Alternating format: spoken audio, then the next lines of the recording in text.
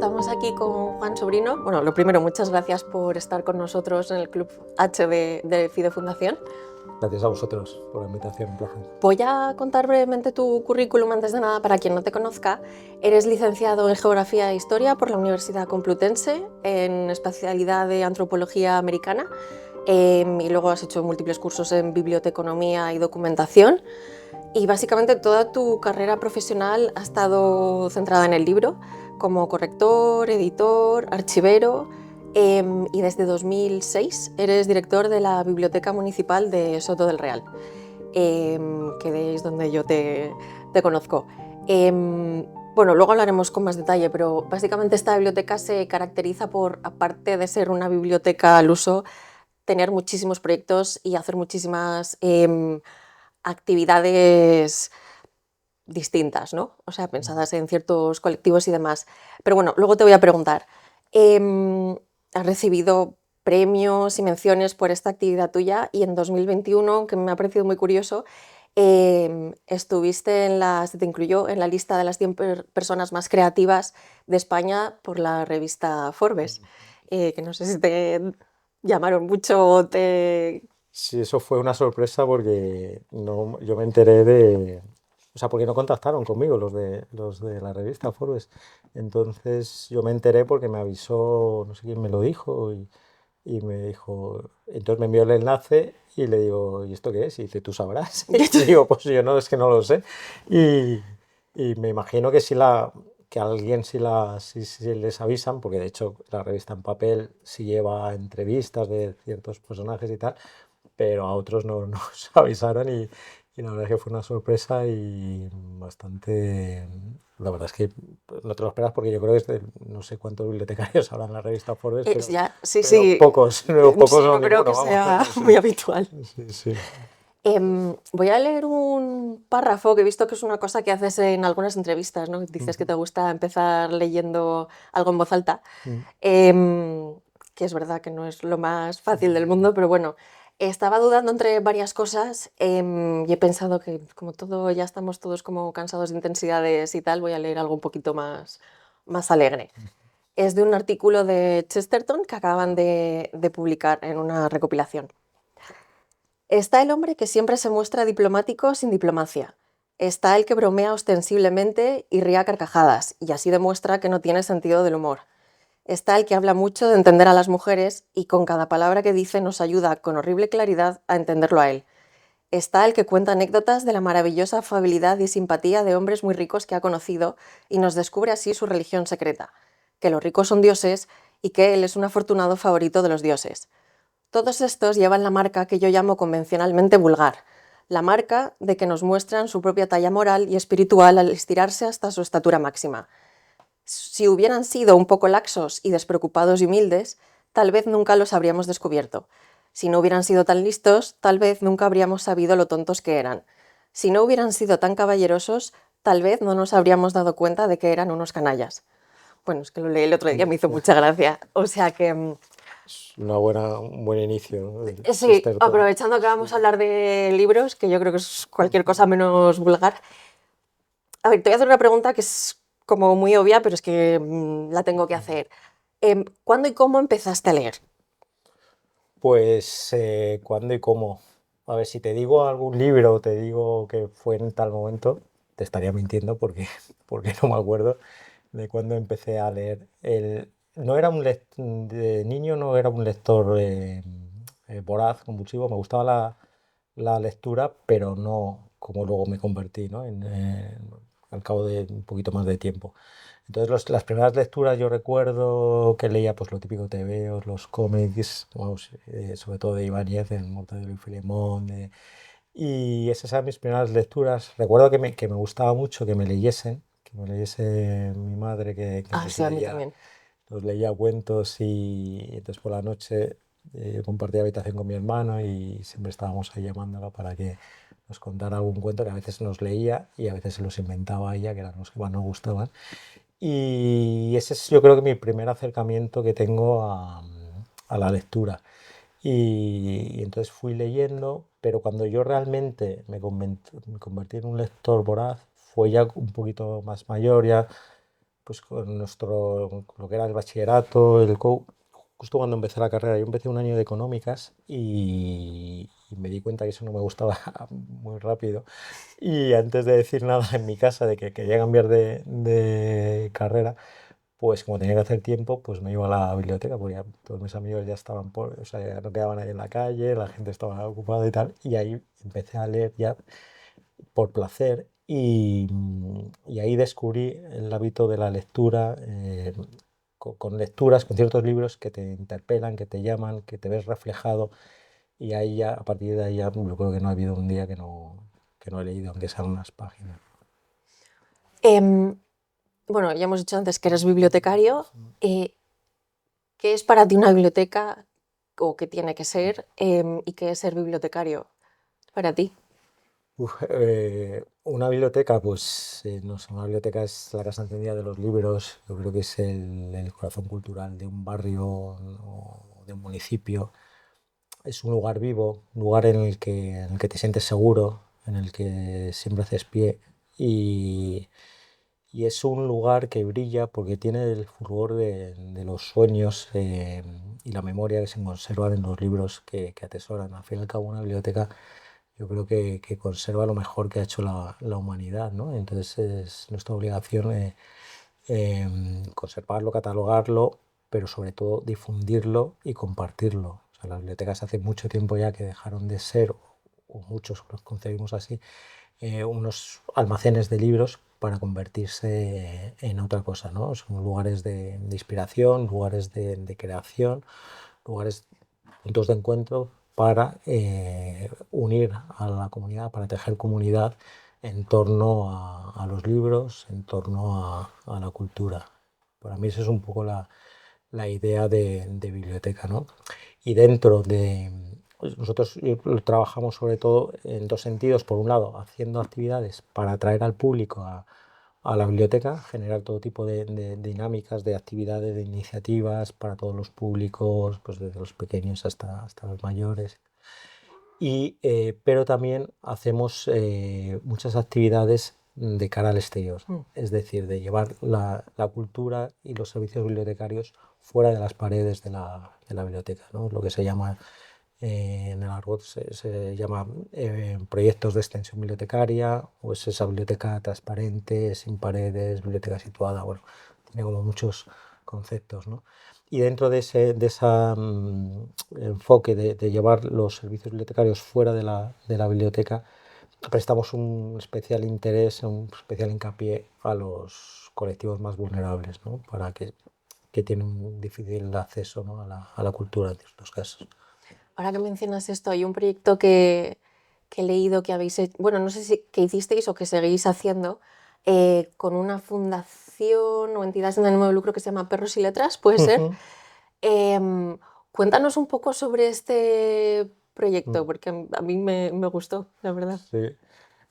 Perros y Letras sí que con los que seguimos colaborando es la Asociación Perros y Letras, y entonces es un proyecto que lo llamamos Leyendo con mi mejor amigo, porque ellas, que son todo adiestradoras, son todas psicólogas, trabajan con perros lectores. Entonces son perros adiestrados en lectura, que bueno, ya sabes que hay muchos animales que se utilizan, especialmente perros, pero bueno, caballos y todo tipo de animales, para, pues, para terapia, para muchas cosas, pero adiestrados en lectura no hay tantos. Además, esto sigue un método READ que viene de Estados Unidos, que los perros tienen que pasar una serie de pruebas y de exámenes, y es buscar el vínculo, o sea, el amor a los libros a través del vínculo que se genera entre el perro y el lector.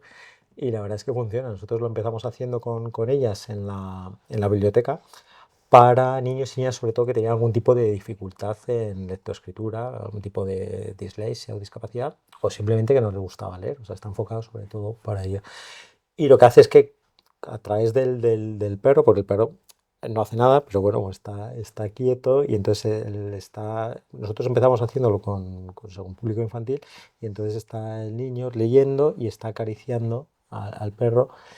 Y claro, el perro no te juzga si tú te equivocas al leer. Entonces cuando estás empezando a leer y no te gusta y tienes dificultad y tal, pues a lo mejor leer en público en la clase pues te puede generar una situación un tanto hostil, ¿no? Y esto es todo lo contrario, ¿no? Entonces, es un proyecto que funciona muy bien y que a partir de ahí nosotros lo fuimos llevando, lo hablamos con ellas para implementarlo en el resto de proyectos que hacemos. Entonces nos llevamos a los perros lectores a las residencias, en otro proyecto que tenemos que es biblioterapia para mayores, en el que funcionó muy bien, en que los mayores igual se metieron en ese juego, ¿no? Con el perro y les hablan, entonces les leen, pero le están contando su vida al perro y a la adestradora, pero y, y funcionó muy bien también en el centro penitenciario, ¿no? Todos los proyectos que tenemos, que es Libros que saltan muros, que, como sabéis, en Soto del Real, dentro del término municipal, está el Centro Penitenciario Madrid 5 y allí pusimos el proyecto Libros que saltan muros con distintas iniciativas de todo tipo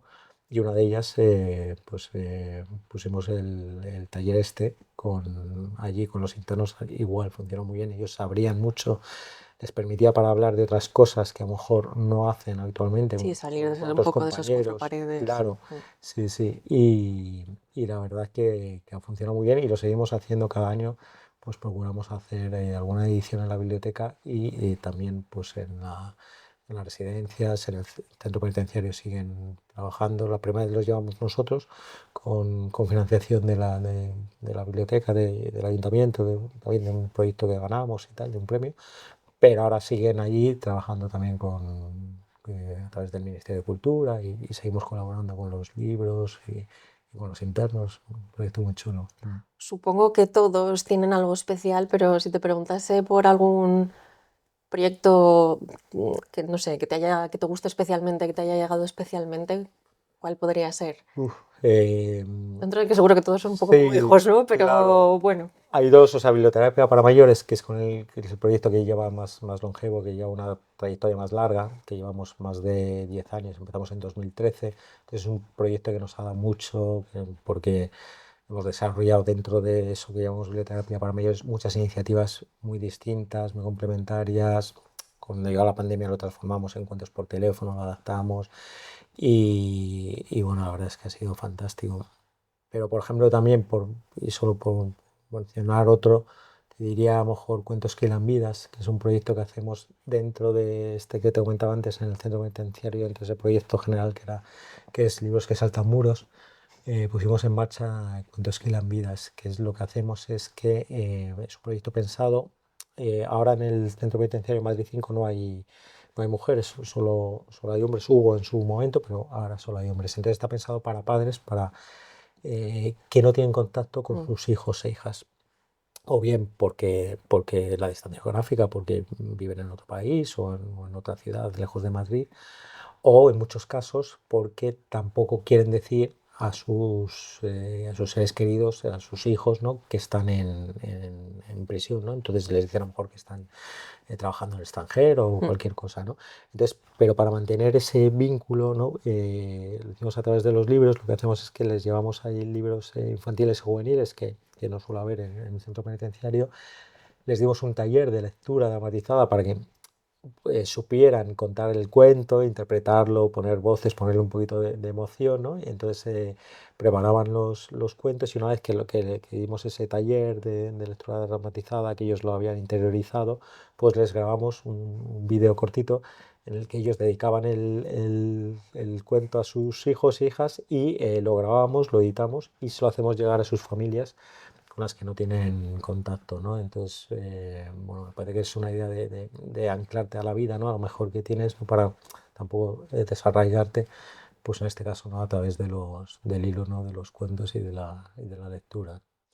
Aprovecho, ahora que has mencionado lo de la lectura dramatizada, Mm, em, comentábamos antes que es verdad que no siempre es fácil leer en voz alta. mm. Em, Estos talleres, por lo menos los que has impartido tú, ¿qué finalidad tienen? Quiero decir, ¿se suelen hacer como una cosa más de, pues como quien va a clases de teatro porque es un disfrute?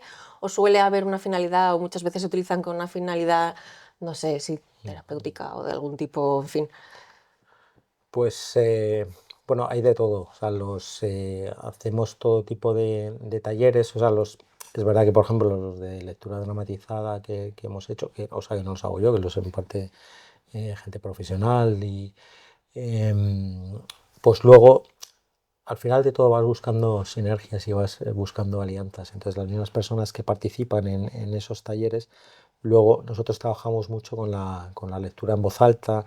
Yo creo que es una forma de llegar a los demás. Además, es el principio de la lectura. O sea, el principio se leía en voz alta Mm. hasta que en la Baja Edad Media empiezan los lectores silenciosos, que era como los llamaban, porque antes todo el mundo leía en voz alta y durante muchos siglos se estuvo compaginando la lectura en voz alta, que por ejemplo en el Quijote se habla de las ventas y había uno que hablaba, que leía y el resto escuchaba o se leía en voz alta, y con la lectura silenciosa, ¿no? Entonces es retomar un poco esa tradición y, por ejemplo, esos talleres pues luego nos sirven para que esas personas se apunten, si quieren, como voluntarias, por ejemplo, para piloterapia para mayores, ir a leer a las residencias o leer por teléfono o, en fin, otros proyectos. Sí, que una cosa lleva a la otra, ¿no? Sí, sí, siempre al final vamos.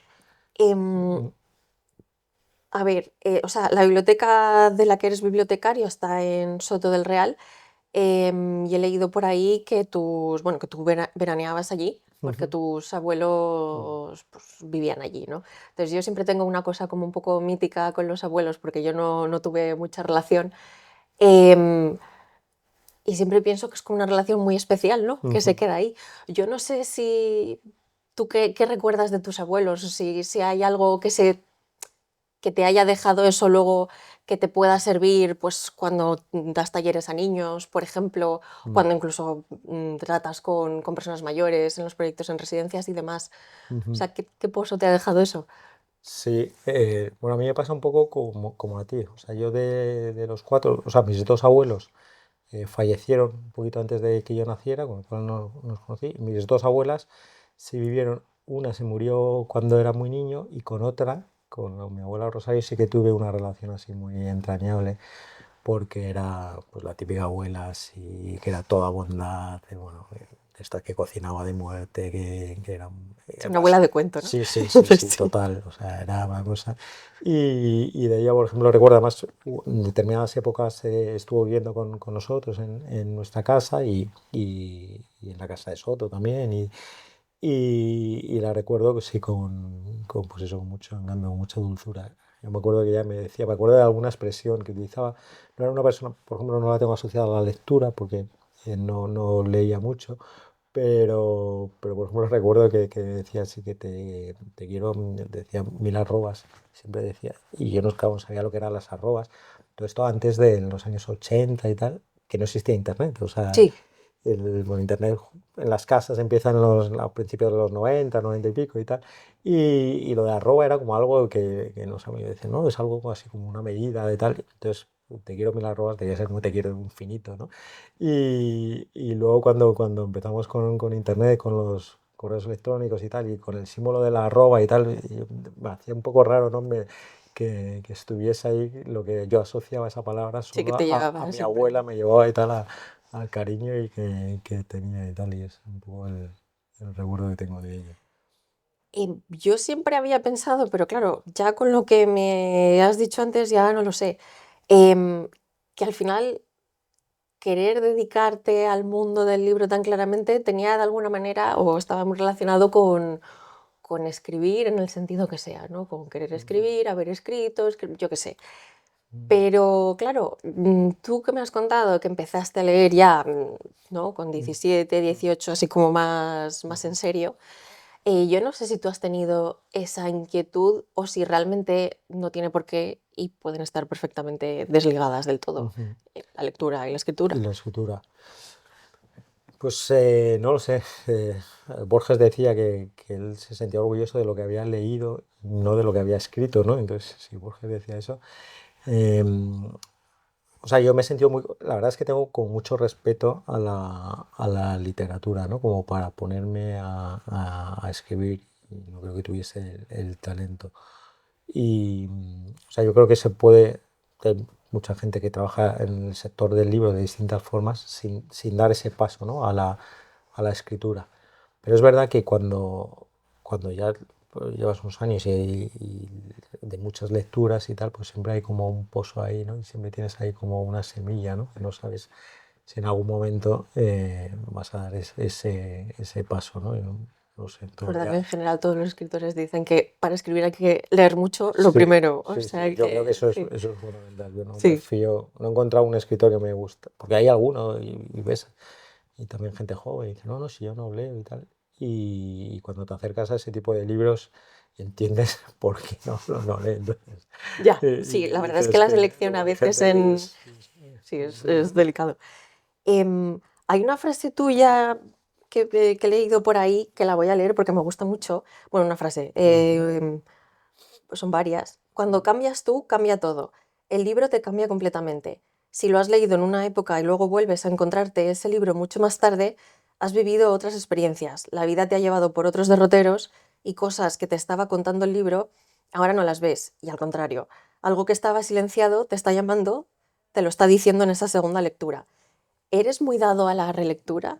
Porque yo siempre tengo la angustia de, es que hay Mm, mucho por leer, o sea, hay demasiado por leer como para mm. releer, ¿no? Claro. Pero, Sí, yo es que tengo esa misma angustia, entonces por eso no releo demasiado. Es verdad que o sea, yo creo que lo bonito que tiene la lectura es que es ese diálogo, ¿no? Yo sé si era Joseph Conrad que decía o algo así como que la mitad de un libro la hace el escritor y la otra parte la tiene que hacer el lector, ¿no?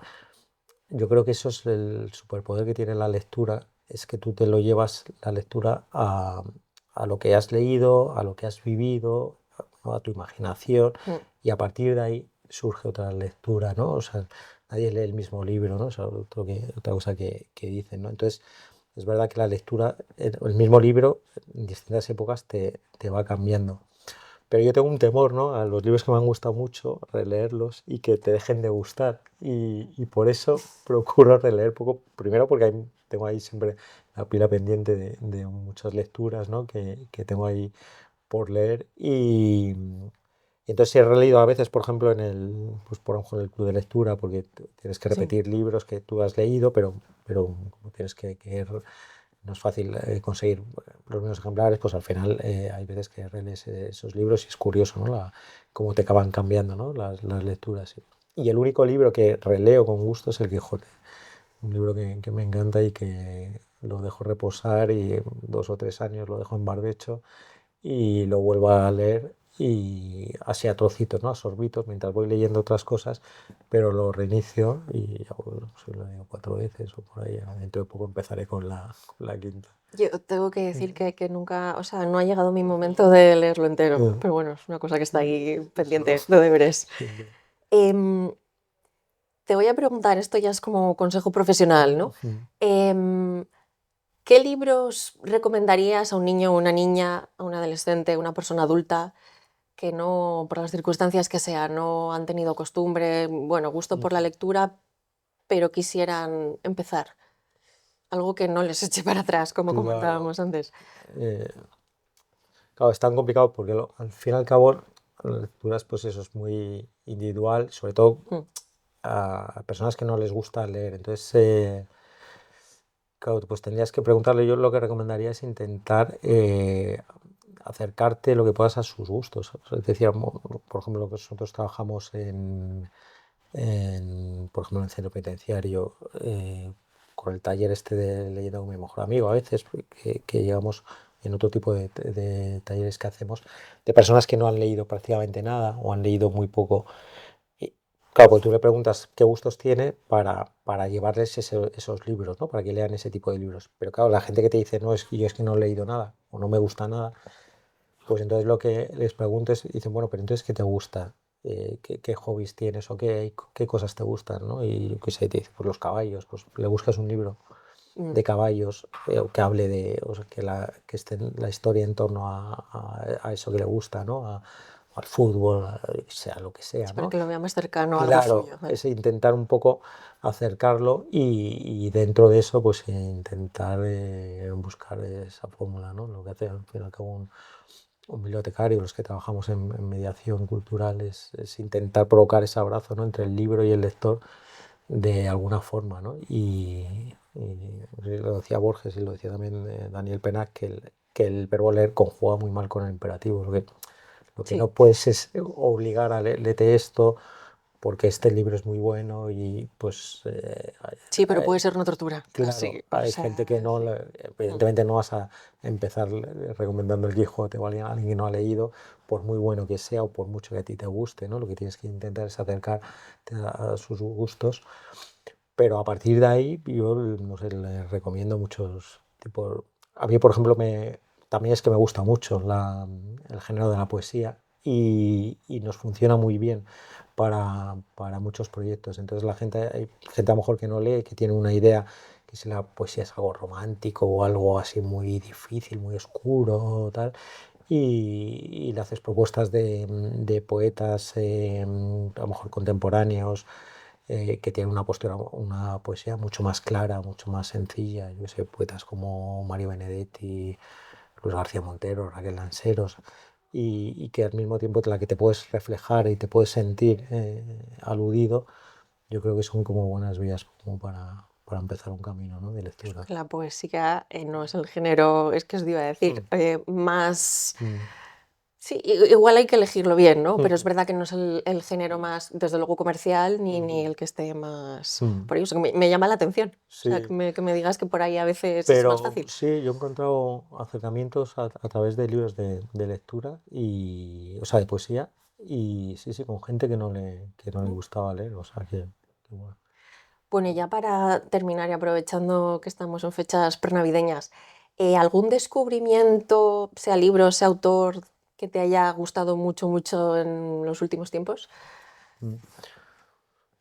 Pues mira, cada vez que me hacen esa pregunta la voy cambiando y voy Bueno, contando sí, es que alguna uno va historia, leyendo más y yo qué claro. sé, sí. Pero mira, ahora así me viene a la cabeza y por el sitio en el que estamos, por la trayectoria del autor, que es Miguel Pascual, que es un autor que es de Granada, es magistrado en el Tribunal Superior de Andalucía, y tiene una carrera paralela a la judicatura literaria. Entonces tiene varios libros, pero yo os voy a recomendar Casa Luna. No es un libro, no es una novedad, es un libro del 2017 o por ahí, pero es un libro que es una maravilla. Establece así un juego borgiano sobre la identidad y bueno, un libro muy chulo. Ahora va a sacar uno que es el oficio de decidir o de juzgar o algo así, que es como la judicatura por dentro, ¿no? Con los entresijos que hay Sí, detrás de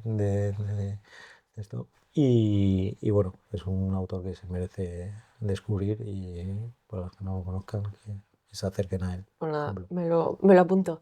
Y ahora sí, ya para terminar, te voy a pedir que leas, bueno, te he pedido que traigas un libro para que nos leas Ujú. algo, que es una cosa que tú sueles hacer, y ya con esto terminamos. Vale.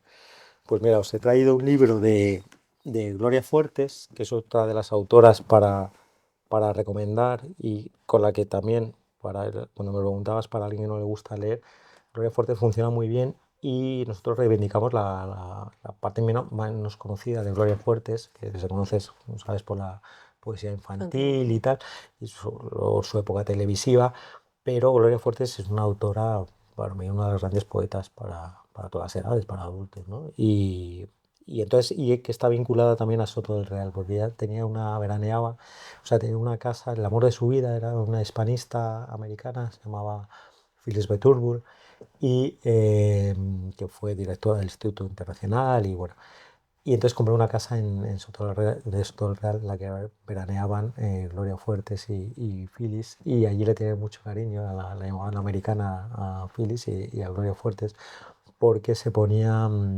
porque una de las cosas que hicieron era que Gloria Fuertes los fines de semana llevaba libros de suyos y sobre todo de la biblioteca, cuando no existían las bibliotecas municipales, y se ponía en el ayuntamiento, en la ventana que estaba en la plaza del pueblo, y prestaba libros a los niños y niñas y tal. Era como una especie de biblioteca nómada, ambulante, y ese espíritu humildemente nosotros lo queremos recoger, ¿no? y seguir con ese testimonio. Entonces os voy a leer un poema suyo, por ejemplo, este, que se titula Nunca terminaré de amarte. Y dice así: y de lo que me alegro es de que esta labor tan empezada, este trajín humano de quererte, no lo voy a acabar en esta vida. nunca terminaré de amarte. Guardo para el final las 2 puntadas, te quiero, que he de coser cuando me muera, e iré donde me lleven tan tranquila. Me sentaré a la sombra con tus manos y seguiré bordándote lo mismo. El asombro de Dios seré, su orgullo, de verme tan constante en mi trabajo. Pues Juan, muchísimas gracias por tu tiempo y por haber estado con nosotros. Nada, gracias a vosotros, ha sido un placer. Y que sigas creando proyectos. Y ahí seguiremos con la lectura de los libros. Muchas gracias. Muchas gracias.